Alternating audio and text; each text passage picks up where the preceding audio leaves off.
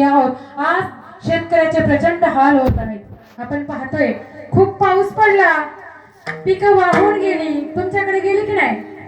आमच्याकडे सर्वांची सोयाबीन पाण्यामध्ये गेली आणि बळीराजा आज दुःखी आहे प्रचंड प्रमाणामध्ये। शेतामध्ये माझी खोप, त्याला बोरा त्याची झाप, तेथ राबत कष्ट तो माझा शेतकरी बाप, घेतो अंगावर चिंध्या तो मिळची भाकर, तर राबत कष्ट तो माझा शेतकरी बाप।